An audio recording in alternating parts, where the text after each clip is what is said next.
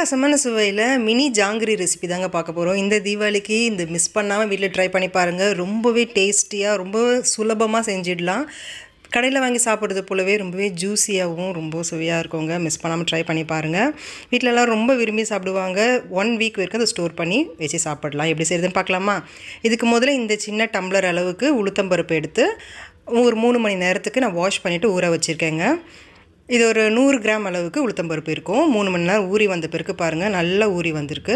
இப்போ இது ஒரு மிக்சர் ஜாரில் சேர்த்துக்கோங்க. முதல்ல தண்ணி எதுவும் சேர்க்காமல் சேர்த்துக்கோங்க.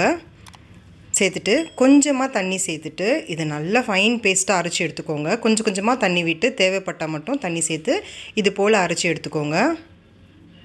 இப்போ இது ஒரு பெரிய பவுலில் மாற்றிக்கலாம். மாவை சேர்க்கும் போதே உங்களுக்கு தெரியும், பார்க்கும்போதே நல்லா ஊறி வந்திருக்கு பாருங்கள் உளுத்தம்பருப்பு. இந்த மாதிரி மாவு நல்லா சாஃப்டான கன்சிஸ்டன்சியில் இருக்கணும். இப்போ கை வச்சு இது போல் நல்லா கலக்கி விடுங்க. ஒரு 2 நிமிஷத்துக்கு கைவிடாமல் நல்லா கலந்து விடுங்க. இது போல் கலந்து விடும்போது உங்களுக்கு ஜாங்கிரி வந்து நல்ல ஸ்பாஞ்சியாக ஸ்மூத்தாக இருக்கும். பாருங்கள், நல்ல பன்னு போல் இருக்குது இல்லையா மாவு. இது போல் நம்மளுக்கு பதத்தில் வரணும். ஒரு 2 நிமிஷம் கைவிடாமல் நீங்கள் கலந்து விட்டிங்கன்னா இந்த கன்சிஸ்டன்சிக்கு, இந்த பதத்துக்கு உங்களுக்கு கிடச்சிடும். அடுத்து இது கூட 1 டேபிள் ஸ்பூன் அளவுக்கு அரிசி மாவு சேர்த்துக்கோங்க. அடுத்து 2 டீஸ்பூன் அளவுக்கு கார்ன்ஃப்ளவர் சோள மாவு சேர்த்துக்கோங்க. அரிசி மாவும் சோள மாவும் சேர்க்கும் போது உங்களுக்கு ஜாங்கிரி கொஞ்சம் மொறுமொறுன்னு இருக்குங்க.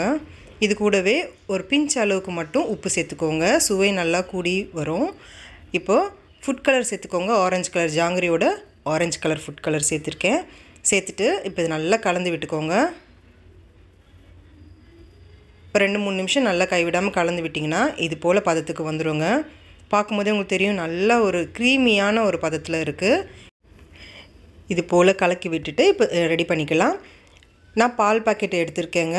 இதை நல்லா வாஷ் பண்ணிவிட்டு பாலோட வாசனை இல்லாதது போல் நல்லா க்ளீன் பண்ணிவிட்டு உள்ளே நல்லா துணி வச்சு ட்ரை பண்ணி எடுத்துக்கோங்க. எடுத்துகிட்டு இப்போ மாவை இதுக்குள்ளே சேர்த்துக்கலாம்.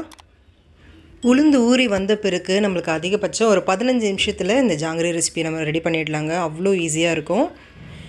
இப்போ மாவு ஃபுல்லாக சேர்த்துட்ட பிறகு ஒரு ரப்பர் பேண்ட் வச்சு நம்ம இதை டைட்டாக கவர் பண்ணிக்கலாம். இது போல் ரெடி பண்ணி தனியாக எடுத்து வச்சுக்கோங்க. இப்போ ஒரு சாஸ் பேன் இல்லைனா இது போல் கடாய் வச்சுட்டு 1 கப் அளவுக்கு, அதாவது 200 கிராம் அளவுக்கு சர்க்கரை சேர்த்துருக்கேங்க. இது கூடவே 1 கப் அளவுக்கு, எந்த கப்பில் நம்ம சர்க்கரையை அளந்தோமோ அதே கப்பில் 1 கப் அளவுக்கு தண்ணி சேர்த்துக்கோங்க. இப்போ சர்க்கரை நல்லா கரைஞ்சி வரட்டும். ஹை ஃப்ளேமில் வச்சு கூட நீங்கள் சர்க்கரை கரையிற வரைக்கும் கலந்து விடுங்க. சர்க்கரை இப்போ நல்லா கரைஞ்சி வந்துருச்சு. இப்போ கொஞ்சமாக ஃபுட் கலர் சேர்த்துக்கோங்க. சேர்த்துட்டு நல்லா கலந்து விடுங்க. இப்போ மிதமான தீயில் வச்சு ஒரு 4-5 நிமிஷம் வரைக்கும் நீங்கள் கொதிக்க வச்சிங்கன்னா ஒரு அரை கம்பி பதம் வரைக்கும் வருங்க. அதிகமாக கொதிக்க வச்சிடக்கூடாது. பாருங்கள், இது போல் பிசு பிசுப்பு தன்மையோட அரை கம்பி பதம் அளவுக்கு வரணும். ஒரு கம்பி பதம் அளவுக்கு கூட வரக்கூடாது. அடுத்ததாக 1/2 டீஸ்பூன் அளவுக்கு ஏலக்காய் தூள் சேர்த்துக்கோங்க. ஏலக்காய் தூள் இல்லைன்னா 2-3 ஏலக்காயை இடித்து சேர்த்துக்கோங்க. இது கூடவே ஒரு 1/2 டீஸ்பூன் அளவுக்கு எலுமிச்சை சாறு சேர்த்துட்டு ஸ்டவ் ஆஃப் பண்ணிவிட்டு தனியாக எடுத்து வச்சுக்கோங்க. நான் எலுமிச்சை சாறு சேர்க்குறத காட்ட மறந்துட்டேன். இப்போ குழி பணியாரத்துக்கல்லில் எண்ணெய் ஃபுல்லாக சேர்த்துக்கோங்க. சேர்த்துட்டு மிதமான தீயில் எண்ணெய் காஞ்ச பிறகு இது போல் சின்னதாக கட் பண்ணிக்கோங்க. நீங்கள் எடுத்ததுமே பெருசாக கட் பண்ணிட்டீங்கன்னா வீணாக போயிடும். முதல்ல சின்னதாக ஓட்டை போட்டு கட் பண்ணிவிட்டு உங்களுக்கு சரியான சைஸ்க்கு ஜாங்கிரி வருதான்னு பார்த்துக்கோங்க. தேவைப்பட்டுச்சுன்னா இன்னும் கொஞ்சம் பெருசாக கட் பண்ணிக்கலாம். இது போல் சின்ன சின்ன ஜாங்கிரிங்களாக சேர்த்துக்கோங்க.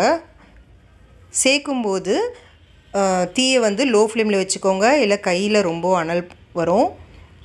இப்போது 30 செகண்ட் வரைக்கும் நீங்கள் இதை வேக வச்சிங்கனாலே போதுங்க. திருப்பி போட்டுட்டு ஒரு 30 செகண்ட் வேக வச்சிங்கன்னா சட்டுன்னு வெந்து வந்துடும்.